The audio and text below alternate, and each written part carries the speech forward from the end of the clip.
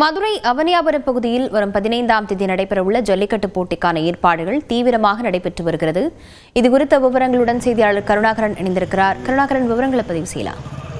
ஆம் லாவண்யா, மதுரை இந்த ஆண்டிற்கான மதுரை மாவட்டத்தின் முதல் ஜல்லிக்கட்டு வருகிற 15ஆம் தேதி அவனியாபுரத்தில் தொடங்குகிறது.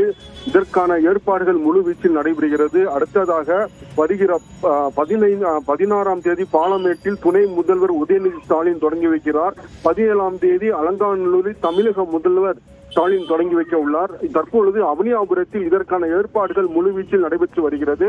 வழக்கமாக அவனியாபுரத்தில் நடைபெறும் அந்த ஜல்லிக்கட்டில் தற்பொழுது வாடிவாசல் அமைக்கும் பணி மற்றும் அந்த ஜல்லிக்கட்டு நடைபெறும் மாடுபிடி வீரர்கள் பங்கேற்கும் அந்த பகுதி மற்றும் மாடு காளைகள் வெளியேறும் பகுதி வரை சில கிலோமீட்டர் தூரம் வரை 8 அடி உயரம் 8 முதல் 10 அடி உயரத்தில் தடுப்புகள் அமைக்கப்பட்டு வருகிறது.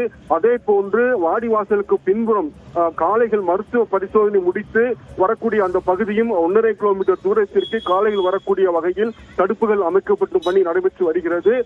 எனவே மேலும் மதுரை அதாவது உச்ச நீதிமன்ற உத்தரவின் அடிப்படையில் தமிழக அரசின் அரசாணையின்படி மதுரை மாவட்ட ஆட்சியர் கண்காணிப்பில் காவல்துறை மற்றும் கால்நடைத்துறை உள்ளிட்ட பல்வேறு துறைகளின் ஒருங்கிணைப்பில் இந்த 3 ஜல்லிக்கட்டுகளும் கோலாகலமாக நடைபெற உள்ளது.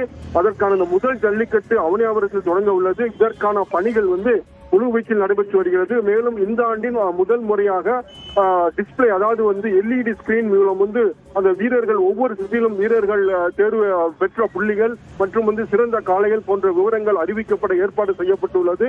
எனவே வருகிற 15ஆம் தேதி அவனியாபுரத்தில் கோலாகலமாக ஜல்லிக்கட்டு தொடங்க உள்ளது. லாவண்யா, விவரங்களுக்கு நன்றி கருணாகரன்.